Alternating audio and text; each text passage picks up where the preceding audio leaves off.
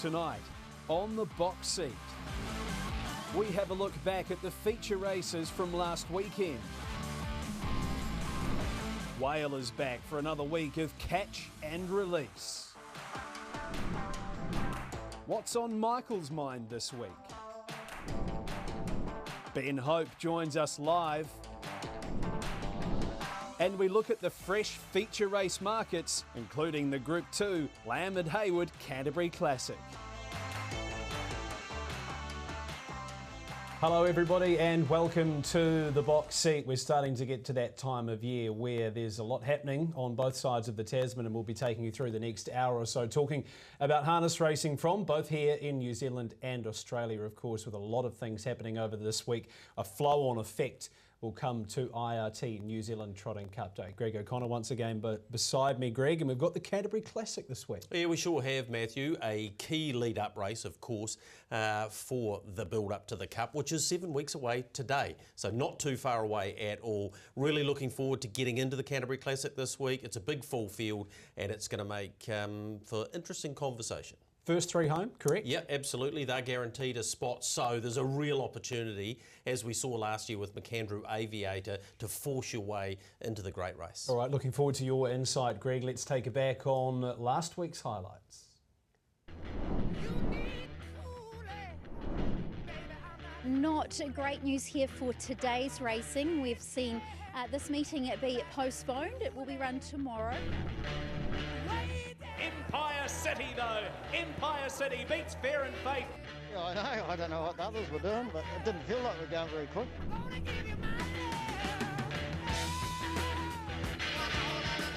Tack McLeod with his head in front from Better Than Cash and Charlie Brown and Tack McLeod.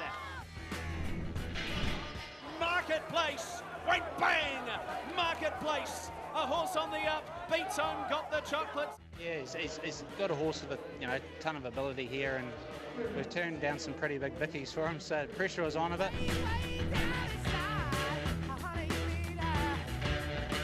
Fly, look at them line up for Group 1 glory without you. Beatastic flies. Beatastic's a Group 1 winner. Sooner the better. Merlin's charging down the outside. Sooner the better at Merlin. I tell you what, they've done another quinella this pair. Here comes Captain Samson. He's going to prove that win was no fluke last time. He's done it tough tonight. Captain Samson. Oh, he's a horse.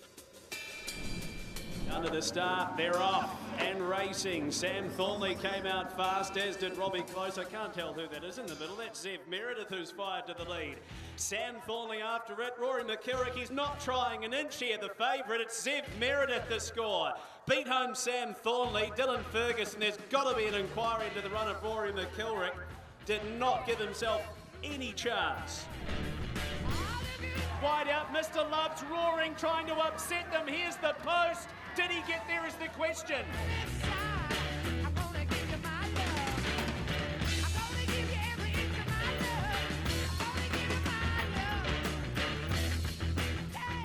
Well, the question was quickly answered by Judge Mark Gallagher as he gave us the confirmation of Ben Hope and Mr. Love taking out the tactical approach DT Jones Memorial Banks Peninsula Trotters Cup of 2024, just downing Euro style in a cracking rendition, of course, won by last year, which was won by Oscar Bonavina, who went on to win the Renwick Farms Dominion. Let's go from the Mott, though, which we'll touch on later on with Ben Hope, and go north to the Caduceus Club Classic at Group 1 level. Not often do you see horses come from stone motherless last right around a full field and get Group 1 glory, but that was the case, Greg, with Beatastic. Some sort of effort to pick them up. Yeah, from a good family. Had a look up and noted that it was the Presido family, Sound of Thunder, the late Brian Macy's family. But here is Beatastic getting home. Special moment for Peter and Vaughan Blanchard. Beautifully written about by Michael Guerin at Harness Racing New Zealand. Vaughan's first Group 1 winner. Big group of owners, including his brother Kyle. Congratulations. Richard and Sheena Cole involved in this one too. I can assure you Richard had nothing on because it paid $75, but it was a great addition. Terrific runs just in behind. Always Be Magic, Without You, and a huge run. I'm Sandra D. Here's the drivers. They were followed then.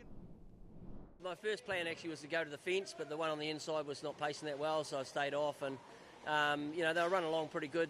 Down the back, the ones in front of me weren't going anywhere, but no one was really going anywhere. When I pulled her out, she gave me a real good feel when she came out, and she just found the line like there's no tomorrow. So I was sort of confident at the top of the lane that when they started coming back to me that I could definitely get some of it. Steve, I look, she loomed up at the 200-metre mark. She must have given you a bit of excitement there. Yeah, look, she did. David, she got a good trip after from the barrier 8 with Zach's horse stuck out there. But I thought she was a real chance turning in, and Blanche's one ran home really well. So, but really pleased. I think she's heading in the right direction. I don't think she's the finished product just yet, but I think in 3 months' time she'll be a lot stronger filly. Talk about always be misty. I know off camera a little bit unlucky. Josh just didn't quite get the run needed. No, he said he ummed and ahed about coming out on the back of Zach, and then but he was held up and only got out about 50 from the line. But he said she felt great, and she's come through it good. So we'll press on with her. Mark, she went another really good race. Maybe just got held up enough into the passing lane. Yeah, I think so, Craig. Just the outside horses had the momentum up, and just a little bit awkward getting down there, sort of running out onto Crystal a little bit, and cost her a little bit of momentum. So I was really delighted with the run. So there's the first 3 home, but Greg, there was some decent runs in behind. You mentioned I'm Sandra D. Massive effort, about as good as a winning run. Yeah, it was 3 wide for the entire race and just couldn't quite get in. I thought it was the run of the race, but in saying that, Betastic was outstanding. Peter Ferguson back driving a Group 1 winner. I think his last might have been Gold Ace in a harness duel, so it's at least over a decade ago anyway, but 20 Group 1 wins for him, so well done to Peter. And the others involved in the ownership of this horse, a couple of jockeys, Lee McGorry and Rory Hutchings, so a really big group of owners, so congratulations to them all. And to Vaughan, they raced Hugo Tastic, trained him, and decided to buy this horse because it got passed in at the sales, and the rest is history. Pretty good buy, and if you had $1 on as well, you would have been pretty happy with that, about 75 to 1. She paid on the tote, so Hot and Dangerous, a little bit unlucky, and behind would have to be a horse to follow as well when it gets an ounce of luck. The Spring Cup, with all of the chat around the IRT New Zealand Trotting Cup, Merlin first of all getting beaten in the race. Greg got the start right, but it was all on us to his stablemate, sooner the better in the end. Yeah, another Quinella for this pair, and he got the advantage by getting far enough in front. Really pleased for the connections, bumps up him in the order for the IRT New Zealand Cup, the rankings as well. Merlin was brilliant though. He is the horse from a New Zealand point of view to beat in the Cup, and this was a terrific start for him. Didn't mind the run of Max Shard either. He was booming home wide out. Yeah, Merlin was about 3 seconds off sooner the better going to the back the first time, so a top effort. Here's the connections after the Spring Cup. I think there'll be an ideal preparation run for him. Yeah, exactly. It was really good to see him go from stand good, and he finished it off good. So he's come back in all safe and sound. So I'm pretty happy with that. Let's take us through the run. First of all, getting away from a standing start was plan A, and he got away nicely, ended up 3 back on the inside. There was a fair bit of speed in front of you with Fernley Cash and Lady of the Light. You were quite happy to start a bit early. Yeah, well, exactly. Well, to be honest, I couldn't keep up with them early, so whether I wanted to or not was, just the way it is. So, no, look, he got a good run, and we didn't have to appeal too late, which was great. So, sort of once the 500 metre come, I thought, well, it's time to go now. Mate, he was a little bit slow away, and he was wide early. You had to go back into the field, but you took the shortcuts down the back, and that saved up many lengths. Yeah, 100%. It's 55 last half. You're not going to come 7 wide and expect to beat them. So we took a gamble, paid off, and he got home really well. He'll benefit from the run. That's the feel he gave me, and what more do you want? He's probably run home in 54, so fresh out. He did everything right from the stand. He stepped away, no gallops. Thank God. Hands were on. I'll interrupt you there because they were. And at the 200 metre mark, he loomed up. Was it more just the condition gave out? Yeah. When I pulled, he felt like he would have worn them down, but you've got to give it to sooner the better. He ran Leap to Fame pretty close to Miracle Mile. He's a great horse in his own right. So to get as close as we did, you got to be thrilled with that. Cindy, she stepped well. She found the front, and I thought it was an encouraging effort tonight. Yeah, it was good effort from her because they did work quite hard for that initial 400-500 metres. So. Wrapped with the way she's, kept trying to the line. What do you do with her now? Are you back here in a fortnight for the Homes DG, and then where do you go after that? Yeah, absolutely. We'll be targeting that as well, and it's 2-7, so that'll probably suit her. But obviously, the New Zealand Cup's in the back of my mind, and I guess she'll tell me whether we're good enough to get down there. Yeah, fingers crossed for Jeremy Young and the team that they can with their mare. 154.9 Merlin's last mile, 54.1 in comparison to the winner who run its last mile in 158. Not too much change to the market here, Greg, but clearly, as you said, the second seed. Yeah, Leap to Fame makes his way, of course, to Albion Park this week with 5 to beat there. Merlin and Don't Stop Dreaming, who goes to the trials tomorrow, both at $6. Better Eclipse, now not going to Kaikoura, as we understand it, $10. And the rest of the market there with the likes of Mark Shard at 31s. Well, we saw the return of Cold Chisel, another Purdon Phelan runner who was once again very good in the Northern feature there for the 3-year-olds, the Northern 3-year-old Stakes. But it was all honours to Marco in the finish of this, who was able to prick his ears late in proceedings. Obviously got the lead-off stablemate LeMajor, had his main danger a couple of lengths off. Some decent runs in behind as well, Greg. Yeah, really good run from the winner. Last week got it wrong at the start. This week, no. David Butcher, he doesn't move. He's a great driver. This horse is doing his best. He just shakes him up close to the line. Big performance from Cold Chisel. Better Knuckle Up was good. Little Spike, nothing wrong with that. Disappointment, obviously, out of the race, LeMajor. But when we spoke to Anna Donnelly last week, she said they're pretty close, this lot. Oh, yeah, I didn't really know what to think, to be fair. The race was run totally different to how I expected it to, but it was a great effort, and it looked like he did it really easy too. I know he's a horse you've always held high regard. He's been not a natural horse coming through. He's got a few quirkinesses, as good horses do, but he's a horse that even over a longer trip, 2,700 metres, a Derby trip would really suit him. Oh, absolutely. He's a big, strong sort of horse, and I love his constitution. Like, he'll go home and eat up tonight, and that makes my job easier to carry on next week. So, no, really happy. He was most impressed with the run of Better Knuckle Up and behind. Worked at both ends, ran the fastest lead time and then backed that up with the fastest 800 and 400. He's been a mover in the velocity. $18 into $7.50, Greg, and Chase a Dream currently hitting that market at $3. Yeah, and he won't be seen, Matthew, speaking to Nathan Purdon today, before the Group 1 Flying Stakes at Addington on the 11th of October. Cold Chisel, $5, Duchess Megs it. See, I don't think she'll be there because she's got the Neville 3 days earlier. So it's going to be really interesting to see what happens. What has happened, I think, for the Anna Donnelly racing slot is Marco's now gone to the top of the pops. Right, well, I'm really interested, Greg. I'm interested to see some of our slot holders start coming out and tell us who's going to be in the slots. Is there any chat? Is anybody telling us anything? Yeah, look, there has been a little bit of chat, but honestly, we need to start seeing some of these slots filled and people starting to take shape and understanding where the other horses are going to come from. So it's an important time.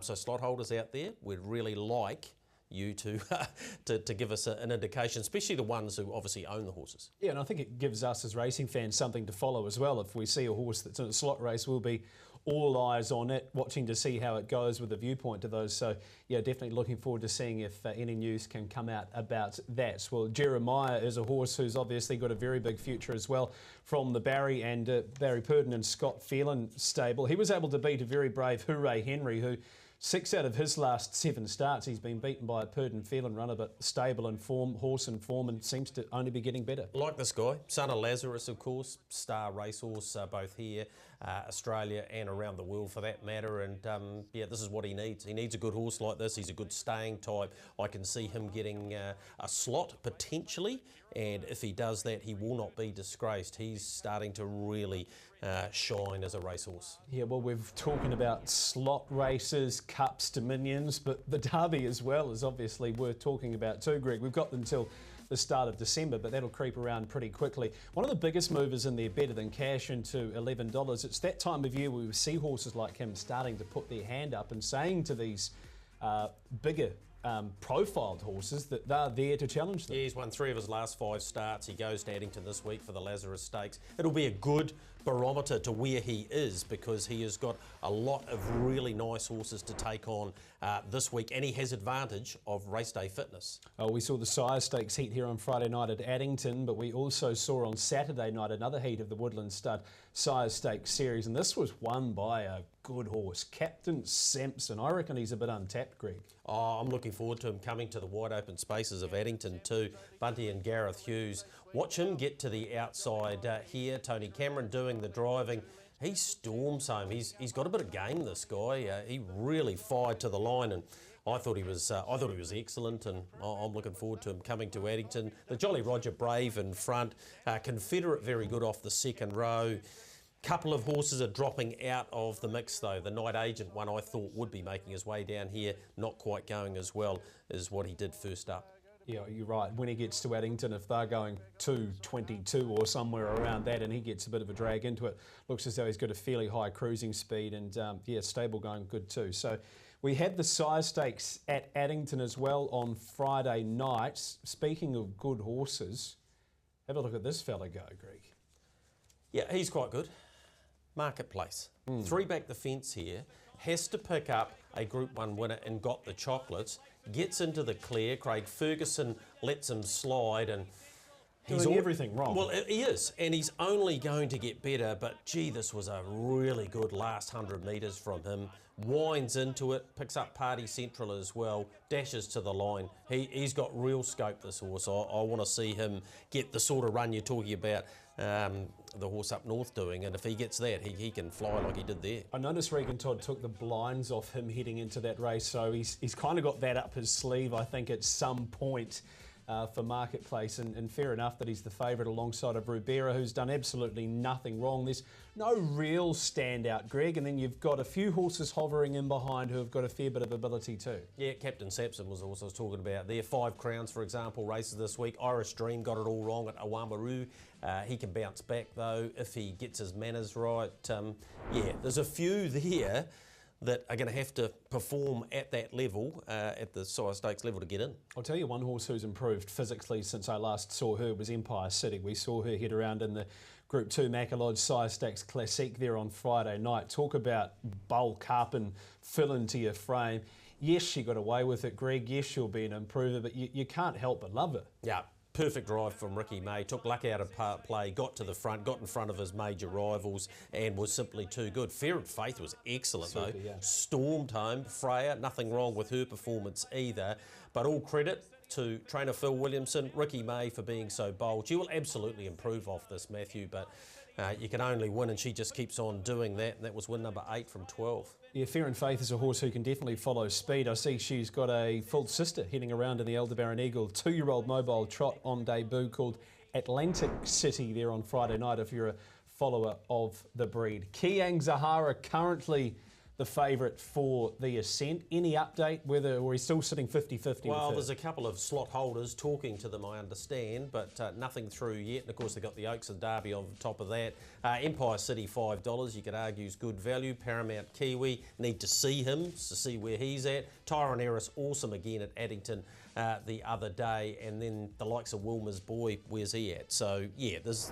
a bit to play out in this regard. Yeah, Tyrone Eris broke the record. Phenomenal run from him. 3 of a second off. Very seldom do you see, and I know that the seasons have changed, but a 3-year-old breaking that kind of 3:19 mark for 2.6. Yeah. Coming 3 wide. And I still think there's a bit of improvement too. He's still A little bit dumb, and B, the gate's probably still just got that little percentage to go before. Yeah, and of course the Newmans do have a slot in the race, so he's in. Well, maybe basically. They could be the first. Maybe they could be first. They could come on the box seat and do it here live. Well, Tack McLeod, we saw him return to the races on Friday night. Had to play dodgems at the start, Greg. He was lucky to keep pacing, but he's a horse who's always had a big reputation, and he's been living up to it right the entire way. He's a good horse. This was a really good training performance. Trevor Proctor, of course, down south and into Mark Jones's stable, and he just storms over the top here. Really good performance, beating better than Cash, who we talked about before, a rising 3-year-old, moving up the grades and doing it in good style, and Charlie Brown,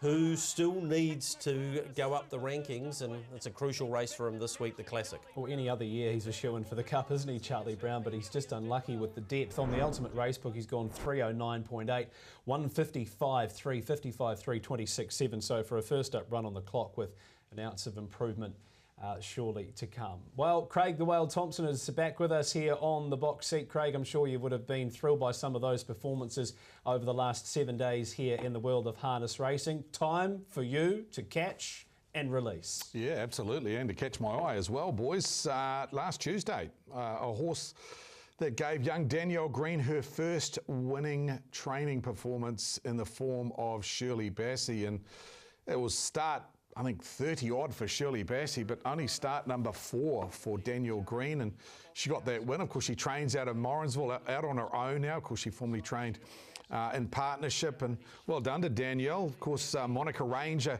drove this one. We had Monica on FNL on Friday night as our junior drover profile, and she spoke so well, and I'm sure there's more to come for Danielle, so congratulations to her. Always a massive thrill to get your first training success, and she got that with Shirley Bassey at start number 36. Catch this week, boys. Well, it was Merlin. I thought it was an outstanding performance and absolutely smashed the clock last week. I put a clock on him this morning. Unbelievable run. He was 241 post to post from a stand. Now, considering he was slow away and he had to go back into the field because he got parked at the back of the field, then take the shortcut. So I got his last mile on 154.8. 53.9 off my clock, and the last quarter was real good, 26.9. Stablemate Mark Shard, he was pretty good as well, the old boy, 54.5. Jolly Mott running on and behind them. Gee, if you're looking for a bid early on in the IRT New Zealand Cup, Leap to Fame short $1.70. Merlin's $6 to win, but he's $2.25 to run top 3, fellas.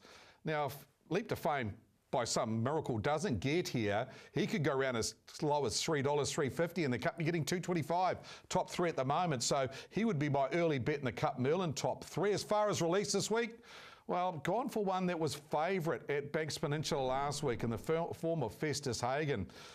This horse has been always thereabouts. He's just kind of knocking on the door without winning. He got into the trail here at the top of the lane, and he looked to be travelling quite nicely.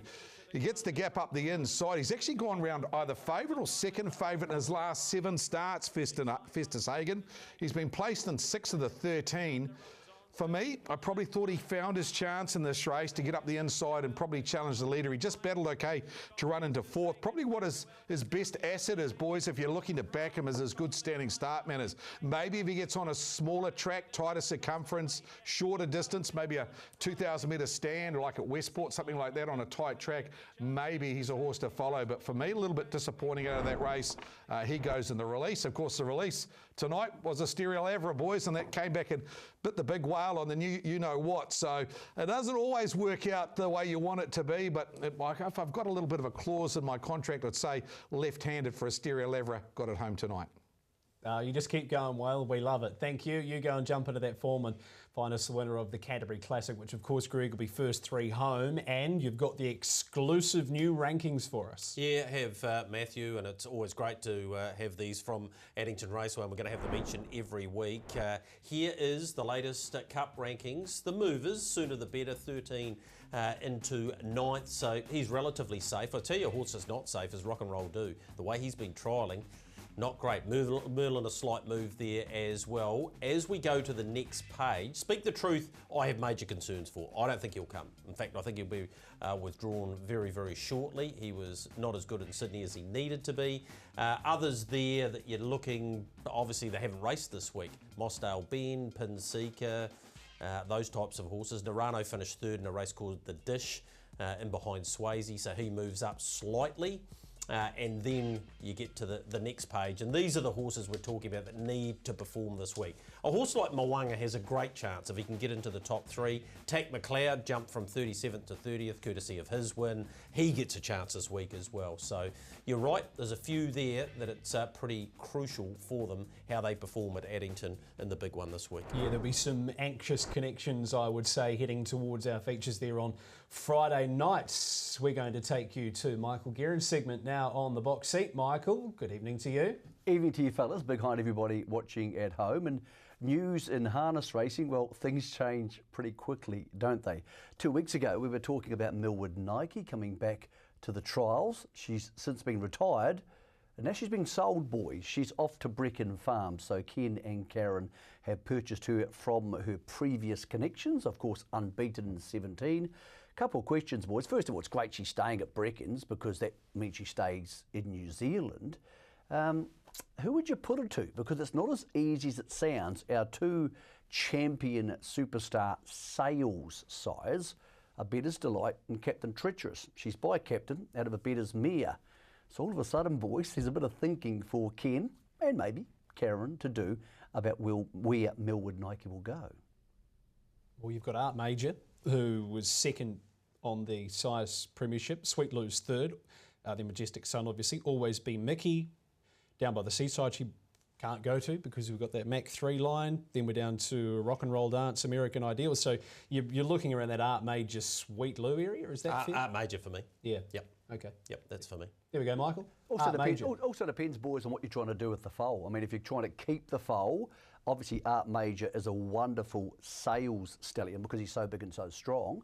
So yes, if you're looking to sell, that would be one option. Sweet Lou, the Australians love, so a lot of our major buyers at the sales are Australians, of course, but a horse like Confederate, who's a new stallion coming on board, could be in the mix. Yeah, I think announcement there in the next couple of weeks about that. Interesting possible remit here at the National Conference, a rule change remit, and it is that drivers will be banned, apart from safety reasons, of talking to each other once they go onto the track before a race. It's about an 8-minute period.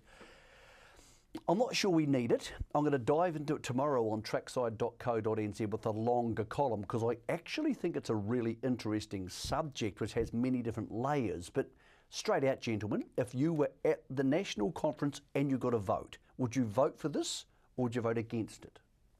Greg, I'd be a yes. I think I'd be a yes as well. I actually spoke to Brad today about that, and Brad Steele, and said, okay, tell me what your attitude is towards this. He said 2 things, perception and punter confidence. They're the crucial things here. If this goes through, that will enhance that, and we're all about trying to drive turnover. The other thing he said to me, is there any downside? It's pretty hard to work out that there is. Well, we've got 4 years to get it right, Michael, and the 1%ers along the way are going to add up. The only thing I would add to that, guys, is it did go through last year and got turned down. So it has been put up before and it didn't go through, so it's up to the clubs now to decide whether it's worthy. I don't agree with some of the social media out there suggesting that it affects the social life or the conversations that they should be having out on the track. They're there to drive a horse, not to catch up with their mates. They can do that back at the stables. Well, where there might be a bit of a worry, Michael, is around the policing of the rule and how the stewards view it. I guess you'd be rather annoyed if you were a driver, say Greg and I were out there driving and I said, oh, good win before, mate, and next minute you're getting hauled up the stairs at Addington and getting 50 slides jammed out of your back pocket. Might get a bit interesting. So there's plenty of chat around it, but if Brad Steele, our leader at HRNZ, is behind it and it becomes a rule, then I guess we have to follow. Well, policing's the key, because if they're going round in circles, how do you know what they're talking about? And anybody could say to you, I was talking about safety, and how can you prove they weren't? As I said, we'll touch on this tomorrow on trackside.co.nz. Carter Dalgetty texted us and said, tell the boys in the box seat, and everybody at home, that's you, that he's coming back this Friday. So had a really cool and successful time in North America with Dex and heaps of other of the successful Australasian drivers. Back on Friday, boys, he's 6 behind Sam Thornley at the stage. Who do you think wins the Drivers' Premiership for the juniors, of course? Because while Wilson House is in there, he's a little bit further back.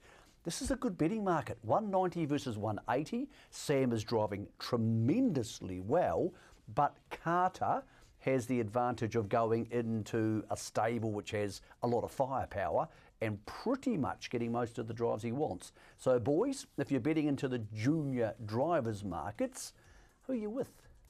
I've done some math, Greg, some quick math. So Sam Thornley's driven for 38 weeks. He's 1.15 wins per week. Carter Dalgetty drove for 27 weeks. He was 1.4 wins a week. On that forecast, what they sit at now, Carter ends the season on 56, Sam finishes on 60. So I'm Sam. All right. I was Sam last week. I reckon Carter's going to have the arsenal to get past him, so I might flip it round and go with Carter. There we go, Michael. Good to see a betting market too on the junior drivers, and also well done to Wilson. He's having a fantastic season. Interesting one, Alexandra Park. We saw at the top of the show, Nicole mentioning, of course, transferred from Friday till Saturday. Boys, is that bad, icky? I was surprised. I mean, do you go, oh, this is amateur hour, or is it just one of those things that can happen in harness racing? I have an opinion, but I want to hear yours first. Yeah, Greg, it sounded like there was a bit of trouble around the bend with the camber and the water running away, and I guess if we can't be 100% confident of fixing it within a time frame where we allow the participants and the horses to make a decision or get to the track, I think the right call was made. Yeah, and look, at the end of the day, how long was it going to take to fix it? I think they said an hour and a half, 2 hours, but they were guessing. What I really liked about it, Michael, was how quickly it got fixed. Okay, Friday night we can't race, we're racing Saturday. Yeah, and John Denton, who we all know is the track expert in the country, said, look, they didn't do anything wrong. So they rolled the track and then they sealed it so it was given every chance to withstand this rain. This happens on quite a few harness racing tracks, not Addington because the camber is less, but of course the higher the camber, the more the rain goes down. All you need is one little area that it goes into and all the rain heads toward that area. So when John tells me there wasn't really much more they could do, it is an unfortunate incident. I don't think anybody there at fault apart from good old Mother Nature. And another one, boys, no Just Believe for Kaikoura. Now, initially you go, well, that'd be cool if Just Believe had gone to Kaikoura, heaps of eyeballs, but I reckon Kaikoura is the one meeting that can get away with no Just Believe and Better Eclipse, fellas, because it gets all the eyeballs in the harness racing world as it is. Yep, I think you're right. Yep, totally agree, Michael. I think it's fantastic that they considered going there, but the fact they're not going there means a few more will. And of course, Mystic Max is likely to be there to defend his title. All right, Michael, stay right with us. After the break, we chat to this man who had a big weekend taking out a feature race on Sunday with Mr. Love, the Banks Peninsula Trotters Cup. After the break, we chat to Ben Hope.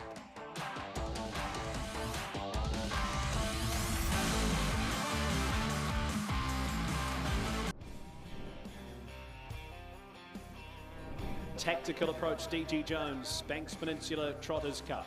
Last year won by Oscar Bonavina, who went on to win the Renwick Farms Dominion. Racing. Wide out, Mr. Love's roaring, trying to upset them. Here's the post. Did he get there is the question. He's got there. Number 5, Mr. Love. Greg and Nina Hope, not only do they race and train, but they bred him as well. With Ben Hope in the sulky, and around the corner he had all sorts of work to do, but he gets over the top at $16.40. The tactical approach, DG Jones Memorial, Banks Peninsula Trotters Cup. Yeah, no, he's a super wee horse. He's actually, he's only had about 17 or 18 starts and won about 9 or 10 of them, so that shows the quality of him, really. Oh, great to recap there. A special race that I know many of the trotting participants love to get their horses ready for and take it out. And this year it was Mr. Love. Ben Hope, the man who had the best seat in the house, joins us on the box seat. How's things, Ben? Yeah, good. Thanks, Matt. Good to be here. Now, I've got Greg O'Connell with me and we've pulled apart all of the harness racing from last week, and we feel as though Mr. Love was a great highlight. Mum and Dad obviously breeding and racing as well, Greg. So, getting the job done was a great thrill for him. Yeah, absolutely, it should have been. Congratulations, Ben. What happened in the previous 2 runs with this horse? Because his form before that was exemplary, so tell us what the problems were and how you guys rectified them. No, he's not an easy horse to get right at all. He's a horse that suffers from a lot of tie-up, a lot of feet problems. So, while he's got a good record, it's a testament to Mum and Dad's training, really, that he's got such a great record, because he's not an easy horse to get right at all. But, Mum's been working on the massage quite frequently with him, and we've been changing his shoes around and sorting his feet out. And I think the grass really agreed with him. It was certainly the best he's ever trotted, and he really trotted the bends well. At Addington, he can tend to trot the bends a little bit rough, but on the grass, he really never missed a beat, and he felt super the whole way. All right, you were 4 back on the fence, you angled out, and there were a couple of gaps there that you didn't take, Ben, and you managed to, come out fairly quickly, and as a result, you got yourself a 6-day holiday. Now, your rap sheet is starting to look a little bit reminiscent of Jared Waiwera Hargraves, because, you're not having much fun in the steward's room at the moment, are you? No, to be fair, it's been a horrible season by my standards. Certainly my worst season. I could make excuses. I could say, penalties too long or say stuff like that. But at the end of the day, that's just a poor me attitude. So I've really, got to, just do better and, work out how I'm going to be better out there, because I've got a lot of big races coming up towards the end of the year that any driver my age would kill for. So I've certainly got to, sort my shit out, so to speak, and we'll be right. Yeah, let's not focus on that though, because you got the win and it's a fantastic result for you and the family, and the fact you're back on the 10th of October, right in time for the return of Muscle Mountain. Tell us how the big fella is. Yeah, he's really good, Greg. He's due to trial tomorrow, so yeah, certainly looking forward to getting back behind him, and he's coming up really well. I think he's happy to be home. He's you know, the Northern campaign didn't go to plan, but he seems really well within himself, and yeah, I'm really looking forward to the end of the season with him. I think yeah, I think it'll be quite positive. Ben, he was up a lot earlier last year. I think he'd had 4 runs going into the Dominion. What have the conversations been like with you and Mum and Dad in terms of his preparation and which races you're likely to target so we can follow him on his path to the Dominion? Yeah, no, you're certainly in a lot later, Matt. There's sort of a couple of targets that have been moved, like the National Trot that's been moved to the end of the year, and I think there's another trot up in Auckland. So with the plan to get through the Dominion and the trotting free for all, another campaign at Auckland is probably on the cards, being he won't be up there, you know, as long. He'll only be up there 2 or 3 weeks. So yeah, it's just about trying to have him right for all the big ones. It would have been nice to be in the first couple of trots, but we just think he's probably better having a shorter campaign. So you know, his first target will be the Canterbury Park, Ashburton Flying Sprint, and then I'd say the Dominion. So probably only have 2 races before the Dominion, but I don't think that will be a worry because he does go very well, you know, on the fresher side. Ben, let's say Just Believe comes and you're likely to have this question asked of you many times leading into the Dominion, but let's say you and Just Believe are going head-to-head in the Dominion. How do you beat him? Yeah, it's a tough one. Being off the unruly, it isn't easy. So, yeah, look, it just, it's not going to be an easy ask, but because he is a very super horse. But what I will say is I think he will meet a better version of us down here. I really do believe that, at Addington, he's got a phenomenal record. And, while, you know, Just Believe deserves to be favourite, I'm not counting my fella out. I've got full belief in him, and I'm certainly looking forward to the back end of the season. You've got an heir apparent there, Ben, in Habibti Pat. Gee, she's got a motor. Blair Orange isn't getting out of the seat in a hurry though, is he? No, certainly not. No, she's a lovely filly. She's been a lovely filly from day dot, to be fair. She's been a filly that's, you know, I've been lucky enough to drive a bit at home, and she's never felt tired. Every time we've asked her to work a little bit quicker, she's always hit the line, you know, thinking we've got a lot left. She's, from early days, she's always shown a little bit of class, but she is bred to be classy. So, the breeding certainly shown through, and I think she's in for a pretty good career. Yeah, she's a favourite for a new race, Group 3 Elderbaron Eagle 2-year-old mobile trot, $1.85 her opening price, and she's drawn beautifully. We note that you sound like you're at the gym there, young Ben. Is that part of the routine, a bit of strength training? It all helps out, I suppose, with the driving. Definitely, yeah. No, I've been loving the gym. I've just, to be fair, my lifestyle's been pretty boring lately. It's been work and then the gym. So, I've still got a lot to learn at the gym, but I'm up to sort of bench pressing my body weight. So, pretty proud of that, and certainly getting a bit better. So, I find it's really good for the mental health. That harness racing, it can be a tough sport at times, and I never leave the gym unhappy. So, I'll keep it up for as long as I can, I reckon. Ben Mossdale, Ben's currently in the field for the Canterbury Classic, but I also see he's in at the trials at Rangiora on Wednesday. Are we 50-50 to see him on Friday? Yeah, 50-50, I'd say, Matt. He's coming up well. We just don't think he's quite on his fitness-wise. He just might not be ready for the race. So, I think the parents are probably going to elect a trial with him. But he's coming up really well. He's strengthened up. He's going to need to. It's going to be a pretty strong, strong cup races leading up to the cup, and he's got a bit of work to do to make the field, but we do think he's come back better, and he showed last year at his best that he wasn't that far away from them when he was at his best. So if we can get him in that same sort of form we had him in 12 months ago, he's not going to be out of the equations of making the field. All right, Ben, we appreciate your honesty and we appreciate you joining us here. Congratulations on your win there on Sunday, and we wish you all the very best with the campaign of Muscle Mountain going forward. Thanks for your time, Ben. No worries at all, guys. Pleasure. All right, as we go to a break here on the box seat, we'll recap what couldn't have been a better night on Friday for Hayden Cullen. Winelight went whoosh.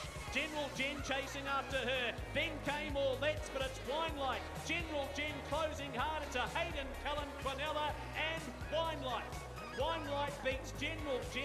Yeah, very pleasing. It's sort of been trialling up quite nice. So yeah, it was good to see the result on the track. Just Call Me Mickey, Wish Me Luck, Dave Dooley late. It's Just Call Me Mickey though. Just Call Me Mickey beats, I think, Wish Me Luck.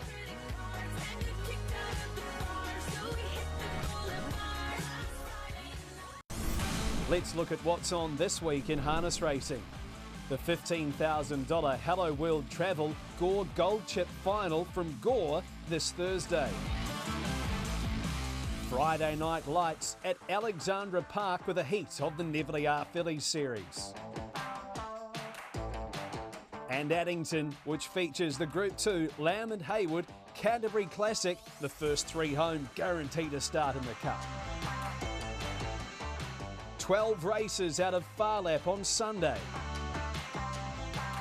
And in 7 days, we're back at Cambridge.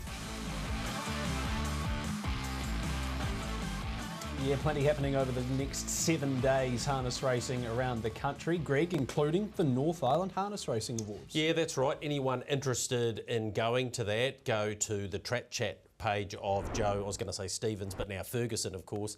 If you're interested in going, it's this Saturday night. $25 per person has been subsidised by their sponsors. Opens at 5:30. They will have the test match on Skyline Lounge, Cambridge Raceway. Get along as they catch up from last year's awards and move on. Good on them for getting it together. Nice. We look forward to that as we do the Canterbury Classic on Friday night. Let's dive into it and take a look at the field for the 2024 running of the most important lead-up race in terms of horses being able to gain a start. In terms of the market on the first page, BD Joe, who comes up with a nice barrier draw.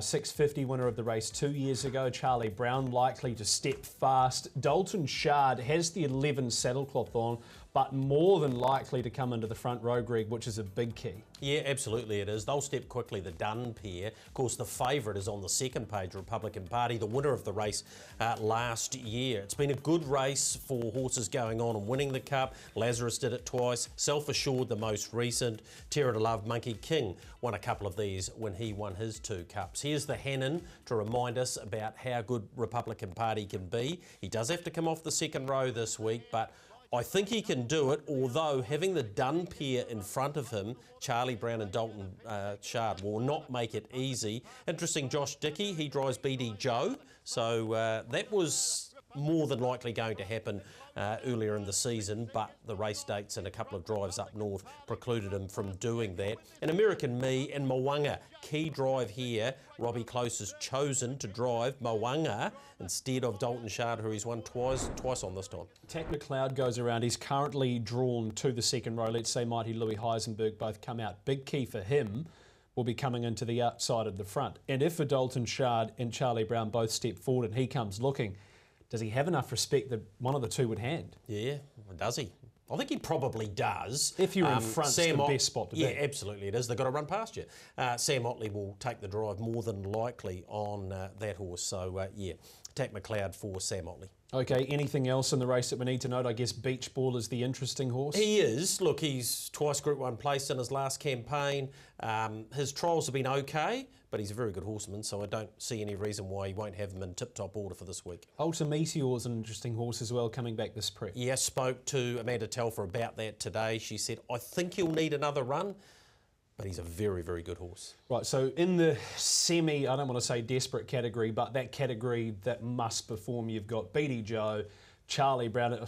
I'm loath to say it about him because he's been so good, but he is kind of on But on the border, ratings, because of his rating, he started so low that he has to keep on performing, and if he doesn't, then, you know, a top 3 finish this week would take that out of play. I think the horse with the most on the line is Tack McLeod. For him and for the race, for him to ensure that he gets a start, he's the sort of horse that you want to see in the Cup. Yeah, he is. He's an X-Factor horse that we don't know so much about. So, yeah, it'd be a pretty cool story for the Proctors. And Mark Jones has obviously got a big part to play in that horse's preparation too. Okay, Michael Guerin, you've seen the market for this year's Canterbury Classic. Anything taking your eye?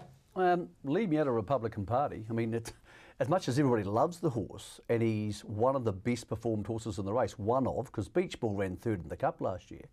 I mean, when we're talking about him, he fell in to win at Oamaru. Now, he's got to improve on that, but he might be 12 lengths from the leader after 200 metres through no fault of his own. He also might be 4 lengths, I have no idea. But every open class race we've seen in both islands so far this season has been won by horses 1, 2 or 3 on the market picks. And if you want to start bidding against that, you're saying, is Republican Party just flat out better than these? Well, Merlin's flat out better than these. Don't Stop Dreaming's flat out better than these. I think the Republican Party is. I think this is a really confusing market, and if we are sticking with the thought that the horses on the market pegs are going to win, the horse I would rather be on at the odds is BD Joe, who won this race 2 years ago. So I think a really interesting race. I'm surprised by the move. I know there's quite a bit of percentage to go back into the market, but if you start bidding against those trends now, you want to be doing it on a horse who you know is clearly better. And Oamaru did not show us that. Okay, we've got the Group 3 Aldebaran Eagle 2-year-old mobile trot earlier on the program, Greg. You've got the unbeaten Habibti Pat. You're right, Dale's won 3 in a row. Is it as simple as those two fighting it out? Oh, probably, and she's already shown. She nearly broke the other day. I spoke to Blair about that. When he went to pull the hood, she just got a bit of a fright, but she collected herself. She's definitely the one to beat. You're right, Dale Frazzled and Paddy McDaddy, all from the same stable, Robert and Jenna Dunn. They all have to be a chance. Maruba is an interesting runner. The Marcoola's stepping out for the first time. Second of the Marcoola's to get qualified. This was a good effort from her in terms of being able to rebalance herself. 90% of 2-year-olds, if they went through the point right about here, they'd blow to bits. Yeah. So Blair's had to take a hold. She wanted to trot. She wants to be there, and she's very willing. And then the last 100, she got going again. Frazzled couldn't get past her. Paddy McDaddy couldn't get past her. So you cannot make a case for them to beat her on Friday night. The only horse I think to beat her is You're Right, Dale, and she's drawn outside of her. So yeah, I guess the question will be, does John Dunn push the button with You're Right, Dale, and try and settle in front of Habibti Pat? She might just be naturally a bit quicker out, You're Right, Dale? Yeah, quite possibly, and that might be the way to beat her, but I don't think they will. And Michael, out of Habibti Ivy, she's got plenty of breeding about her. Yeah, and I think in 2-year-old trotting races, fellas, particularly with quite a few debutants drawn inside, the draws are irrelevant. Like half this field's not even going to be in the field after 600 metres. And definitely at the 400 metre mark. In these races, these horses who are proven to trot most of the way, and I'm willing to forgive the skip in the home straight last week because Blair was going for the hood at the time. The draws are largely irrelevant. If they drew 1 and 2, the two favourites, you'd be getting $1.40 and $2.80. You're actually getting a spoil from the bookies because a whole lot of horses drawn inside them who are probably largely irrelevant to the equation. Lazarus 3-year-old stakes earlier on, and a really deep field here, Greg. Yeah, outstanding field it is, Matthew. I'm really looking forward to this one because there are a few horses trying to force their way up the rankings, I suppose, for the velocity. Renegade might be one of those. Double Jeopardy had a bit of a breathing problem last time. The Colonel collar not quite fitted in the right spot. So I reckon he'll be an improver. Better Than Cash has been outstanding. We've already talked about him. We Walk By Faith. Steep rise through the trials has been outstanding. He's a Group 1 performer. Vesem, a first up winner, very, very good. Has to start from wide on the track. But We Walk By Faith has already proved it on race day. He's had that first trial where he finished at the back of the field and he slowly got better and he really hit the line strongly here. Rick Law's Dream will be winning an early race. I think it's race number 1 on Friday night, so that'll give you a good guide. But I liked what I saw here from We Walk By Faith, and he is a horse to follow with all of this big racing coming up. Michael, should we be worried about backing a horse like We Walk By Faith, fresh up, drawn where he is, one from the outside, not a massive stake on offer in comparison to what they have going forward? Is he a bet or a watch for you this week? Well, you shouldn't be worried about it, Matt. You just shouldn't do it. There's no reason to. I mean, these horses who are drawn out wide, like Better Than Cash, he's gone second to Tack McLeod last week. And I'm not sure Vesem or We Walk By Faith would have gone any better. So he's massive, massive overs. He's the bet in the race for a place, not so much for the win. Both those horses drawn out wide for 30 grand. Do I want to be backing them? Vesem's been beaten plenty of times, boys. I think it's a really tricky race because, as you mentioned, there's a lot of big things coming up here, and the last thing everybody wants to do if they are looking to get into these slot races is go off the gate, have a hard run, get a headache, and finish 5th, and then people go, well, I don't want that. So this is by far the trickiest race of the weekend. I do like the 6. I have no interest in backing the 8 or 9, even though they're the best performed horses in the race. Each way for me, Matthew, I reckon double jeopardy and better than cash. They're both paying double figures. I'm not so sure both of them will be after Friday night before we kick into it. I've got a multi-anchor for you. Have you? Alexandra Park, Neverly Heat. Yes. Oh, Duchess beautiful. Exit. Nice. Yeah, you reckon she's just a shill? Look, she's $1.12, did I see? Or maybe $1.18. If you can get $1.18, I'd be taking that, Matthew. Here we go, $1.18 it was. Too good, Michael, she should be. Well, you say to yourself, if you're backing, say, better than cash, and say you're getting $15, or let's make it easy math, say you're getting $10, you chuck in Duchess Exit, you're getting $11.80. And unless something goes wrong, she'll win. She's just better than these horses. There's a very good chance if Zach decides to push the button, she'll go forward and get the lead. So a lot of people think those sort of odds are just crazy. Why would you bother? But they do help with your multis. But of course, not everybody's going to want to be taking multi-bets. I just think she's a moral. Her real odds are about $1.04, and at the $1.18, if you compound it, you're getting pretty good value. Did you hear that? Yeah. He said it. The word. The word. Moral. Moral. Yeah, first time on the new box set. Slipped it in. As close as you'll get, though. Yeah, I think so. $1.12. Yep. Okay, we saw Courtney Rose last week win the heat of the Silk Road, of course, with Woodland Stud. This is heat number 3 on Friday night, Greg, and is there any reason she won't win again? Brilliant move by Ross Houghton and the connections to send her north. She's a filly by Vincent who showed plenty down here. She was great last week. This is all part of these heats and final series that have been put together by Entain and Harness Racing New Zealand, and she is the perfect example of a horse that's now come north. She's already up over 30,000 in the bank. This is another heat for 15, and then she'll go on to the final. She's obviously qualified for that now. These heats and final series are there to attract horses from all over the country. And when you throw in the big $100,000 mid-December go at Alexandra Park, here's the details for you. Go in and check them out at HRNZ. Look at the programs. Say to yourself, have I got a horse competitive to go to Alexandra Park? Go through the heats, which are great money, and the finals for $30,000. Some of those finals are $35,000 too.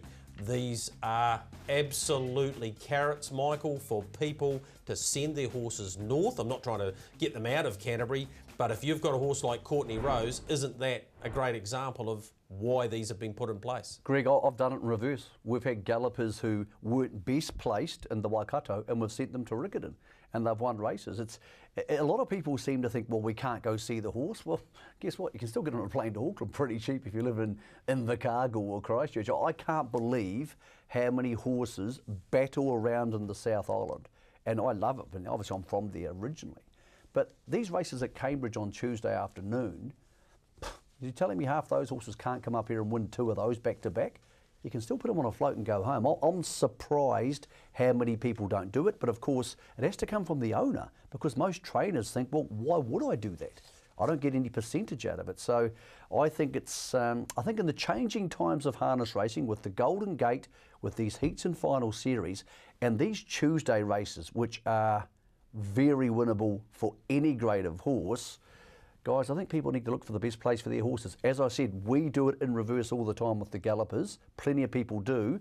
Took a lot of people a long time to cotton on. I think plenty have now. Okay, thank you, Michael. We've got a big night on Saturday at Albion Park, of course, Greg, with the return of Leap to Fame. Yeah, he doesn't have a huge number of rivals to go against, Matthew, but it's terrific to see him there. He'll be winning, Michael, and of course he's on his way to the Victoria Cup. Yeah, it's supposed to go to the Smokin' Up next week and then to the Victoria Cup, because obviously it's hard for him to get races in his home state at the moment unless they are the best races, like the one we're seeing here. Look, I think he'll be at Addington, guys. I think the closer we get to the race, there's no chat he's not likely to come, and I think if he comes to the Cup, he'll win it. So, look, yep, I think he'll win Saturday night. Again, you'll probably get $1.02, $1.03 for him. We've spoken about the Cup market, no need to go into that. The one horse in the Cup market who's ridiculously short is Major Moth.